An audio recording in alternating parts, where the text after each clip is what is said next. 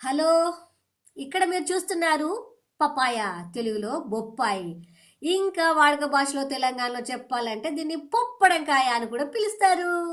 చూడండి, ఇలా రౌండ్ షేప్లో పపాయ చాలా చాలా చాలా బాగుంది. ఇక్కడ కట్ చేసి పెట్టబడింది. వావ్, పపాయ మా చెట్టుదే. దీనికి వాటర్ తప్ప ఇంకా ఏమి కెమికల్స్ కానివ్వండి, మందులు కానీ వెయ్యకుండా పండించామన్నమాట. చాలా కాయలు కాసాయి. ఓకే ఓకే, ఇదిగోండి తీస్తున్నా. ఇదిగో ఇలాగనమాట, తీసేద్దాం. మ్మ్. హా, వావ్, బాగుంది కదా. Papaya papaya papaya papaya papaya మంచిది, ఫైబర్స్ ఎక్కువగా ఉంటాయంట, తినొచ్చు.